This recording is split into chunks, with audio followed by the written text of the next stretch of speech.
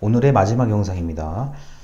자, 168쪽부터 169쪽까지 지금 두 쪽의 내용은 사실 다 제가 이야기를 해야 되지만 간단하게 언급만 하고 넘어갈게요. 자, 168쪽에 첫째부터 다섯째까지요. 자, 첫째, 공식적 권한이 있다. 아니, 이 공무원이 됐다고 생각해 보세요. 나의 업무에 이런 권한이 있구나. 이해되실 겁니다. 둘째, 계층제가 있다. 나는 이번에 신입사원, 위에, 대리, 과장, 이런 식으로요. 자, 셋째, 사무의 관리는 문서로 수행된다. 문서주의를 얘기하는 거죠. 근데 이제는 종이문서, 전자문서. 자, 넷째, 전문훈련, 교육훈련을 무조건 받으셔야 됩니다. 자, 다섯째, 전임노동. 야, 너 겸직하지 마. 오로지 요것만 해. 공직에 관련된 일만 해. 이 전임노동입니다. 자, 그리고 169쪽에도 첫째부터 여섯째까지 굉장히 많은 특성들이 있습니다. 첫째, 관직은 전문직이다. 전문성이 있다 없다를 가장 먼저 판별하는 게 뭐예요? 시험이에요. 자, 이 막스 베버라는 엄청난 그 철학자가 살았던 그 시대에도 공무원은 제발 좀 자격 있는 사람을 뽑자라고 주장한 거거든요. 자, 근데 그 주장을 잘 반대로 돌이켜서 생각을 해보셔야 돼요. 아무렇게나 막 뽑는다는 거예요. 야, 저 아무렇게나 막 저렇게 뽑으면 안 되는데, 이 걱정하는 거예요, 이게 지금. 그 당시에, 그래서, 왕이, 엄연히 황제가 있었던 시기니까, 특히 막스 베버가 살아있던 이런 독일, 이 국가는, 독일이라는 국가는 이제, 엄연히 황제가 있었던 거기 때문에, 이게 아무렇게나 관료를 막 뽑고 이러면 안 된다는 걸 지금 이제 얘기하고 싶은 거예요. 당시 상황에서는요. 자, 169쪽의 둘째. 그쪽의 둘째입니다. 자, 관료는 높은 신분을 가지고 싶어 한다.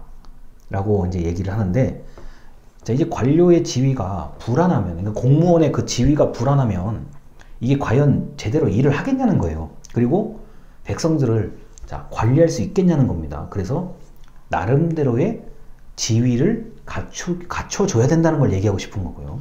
셋째, 임명직과 선출직. 자, 이건 얘기 안 하겠습니다. 다 있고요. 넷째, 종신성. 본인한테 무슨 문제가 생기지 않으면 끝까지 간다는 거. 자, 다섯째, 고정된 급여. 고정된 급여 굉장히 중요하죠. 왜냐하면은 이걸 주장했던 이 막스 베버가 살았던 그 시대에서는 뭡니까? 용병이라는 거 들어보셨을 거예요. 야, 우리한테 돈만 주면 싸운다. 돈만 주면 싸운다. 야, 이번에는 요 몇 개 전투 5개까지만 내가 돈 받고 해줄게. 6번째 전투부터 안 해줘. 제가 지금 장난하는 것 같죠? 진짜예요. 오죽하면 영국이나 이렇게 옛날에 엄청나게 그 세계를 지배했었던 나라들 있잖아요. 스페인이라든가. 용병을, 이제 위험한 지역인 용병을 데리고 가잖아요. 야, 너 이거 저기 위험한데 저거 싸워서 이기면 돈 줄게. 그게 이제 용병의 개념인데, 돈 안 준다고, 그러니까 요새 말로 입금 안 된다고 안 싸우는 경우 비일비재하죠. 옛날에 전투 같은 거 보면요. 이거 입금이 안 돼서 우리 못 싸우겠습니다. 이게 말이 돼요? 우리나라 개념에서는 말이 전혀 안 되는 거죠. 그런데 그 개념인 거예요. 자, 야, 저렇게, 이렇게 용병을 쓰고 돈을 주고 일 시키고 안 주면 일 안 하고 이게 아니라 고정적인 급여를 줘서 좀 안정된 생활을 해야 저 사람도 좋고 조직도 좋고 국가에게 충성하지 않겠냐는 거예요. 이걸 그렇게 해석을 해야 됩니다. 자, 여섯째, 낮은 사람부터 높은 사람으로 이렇게 승진할 수 있게끔 하자. 맨날 만년쟤는 막내냐. 그게 아니라 이렇게 일정한 기간이 되면 계급을 높여주자. 그래야 충성한다는 거예요. 이게 그래서 관료제가 굉장히 머리를 많이 쓴 제도입니다. 그러니까 지금까지 있는 거죠. 자, 그리고 이제 170쪽입니다. 맨 위에 줄이요. 첫 번째 고민은 관료제의 도구적 성격과 관련된다. 자, 관료제는 일단 만들어지면 없어지기가 어렵기 때문에, 자, 비사인성과 결부되어 있다. 누구에게나 재빨리 봉사하려고 한다. 자, 비사인성이라는 거는 공적인 거라는 거예요. 그리고 조직은, 기본적으로 어떤 조직은 한번 만들어지면 없어지기가 쉽지가 않아요. 그건 지금도 마찬가지입니다. 자, 두 번째 고민은 관료의 권력적 속성에 대한 거다. 자, 관료제는 전문성과 비밀주의를 이용해서 권력을 확보하고자 한다. 될 수 있으면 내가 가진 권한, 내가 가진 정보를 외부에 알리고 싶지 않아 한다는 것을 이미 막스 베버는 그 당시에 파악을 한 거예요. 아, 이런 원리가 있구나를 파악한 겁니다. 자, 세 번째 고민은, 자, 전문가 양성 교육을 중요하게 생각하기 때문에 교양 교육이 좀 안 된다라는 것을 그 당시에 이미 이걸 포착한 거예요. 발견해낸 거예요. 아, 저 사람이 자기 분야는 잘 아는데 넓은 분야를 몰라서 이게 지금 뭐가 안 되는구나. 그걸 이미 알아챈 거예요. 자, 그리고 170쪽에 아래에서 일곱 번째 줄입니다.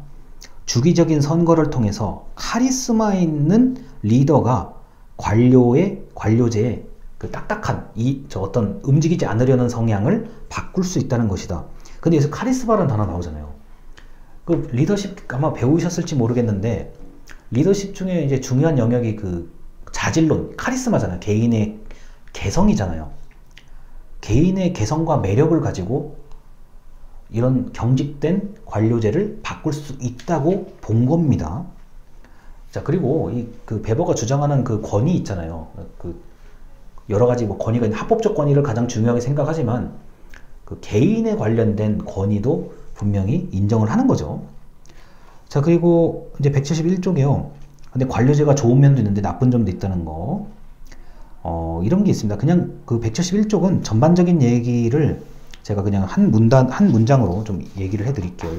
6번쯤부터의 얘기입니다. 자, 관료 조직은 명령과 복종으로 유지가 된다는 거. 이런 게 있고요. 그러니까 그러니까 지시하고 보고하고의 개념이고. 172쪽입니다. 위에서 두 번째 줄.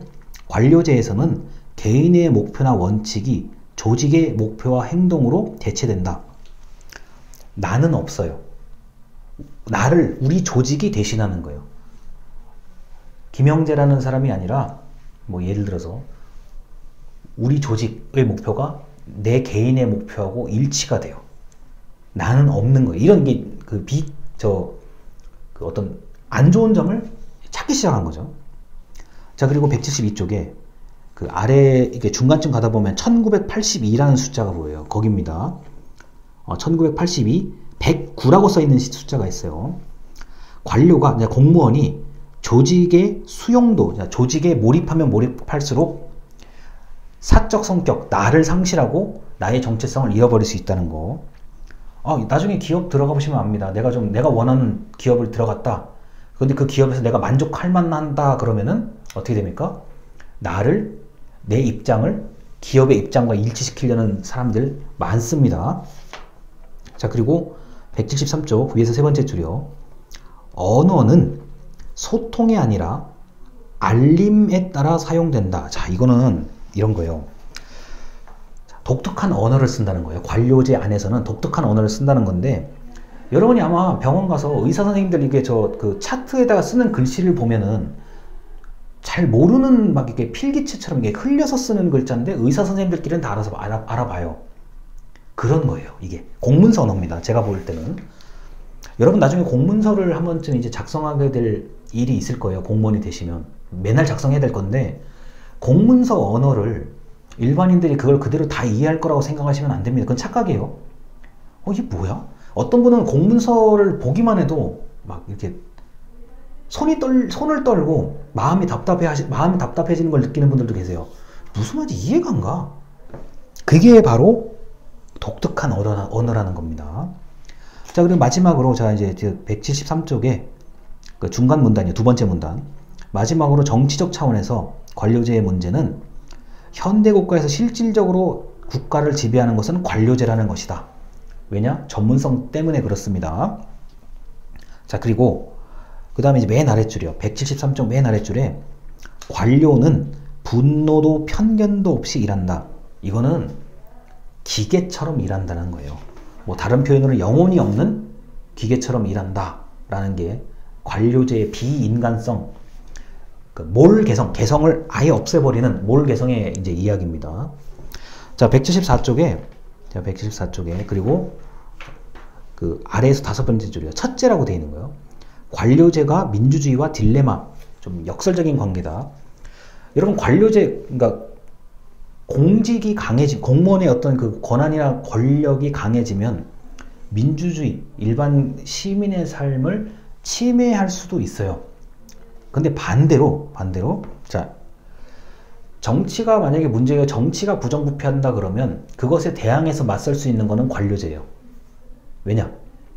실행하는 역할을 하기 때문에 정치적인 어떤 문제가 아무리 생기고 어쩌고저쩌고 해도 관료제가 잘 작동하면 그럭저럭 일반 시민들의 삶은 돌아갑니다. 자, 이걸 지금 좀 보고 있는 거고요. 그 다음에 이제 176쪽에 위에서 두 번째 줄이요. 자, 관료제가 뭐 민주주의에 기여하는 측면 방금 말씀드린 거죠. 자, 정치가 문제가 있을 때 관료제, 이른바 행정이 어느 정도 중심을 잡는다 그러면은 전체적인 민주주의가 훼손되는 일을 막을 수가 있다는 것을 이제 얘기하는 건데, 이제 가장 어려운 얘기가 바로 요겁니다. 요것만 얘기하고 이번 주 영상이 끝나는데, 자, 176쪽에 둘째라고 되어 있는 부분이 있어요. 민주주의가 딜레마를, 자, 역설적인 관계를 낳기도 한다. 자, 민주주의는 관료제에 두 개의 좀 서로 다른 신호를 보내고 있다. 자, 무슨 말이냐면은 관료제가 정치적으로는 중립적일 것을 요구하면서도 다른 한편으로는 정치적일 것을 요구하기도 한다. 자, 이런 거죠. 공무원은 정치적 중립을 유지해야 돼요. 지금 그건 예나 지금이나 변함이 없는 얘기입니다. 그런데 자, 정치 세력, 정권이 바뀌었어요. 정권이 바뀌면 그 바뀐 정권에 대해서도 열심히 일을 해야 되는 거고, 자, 또 바뀌었어요. 뭐 왕이 바뀌든 뭐가 바뀌든 뭐 정치인이 바뀌든 아무리 바뀌는 대상에 따라서 맞춰서 일을 잘 해줘야 되는 의무가 있는 거예요. 굉장히 난감한 얘기예요, 이게요. 왜냐면은 정치적 중립을 지키라고 하는데, 맞아요. 의심이 없어요. 정치적 중립을 지켜야지.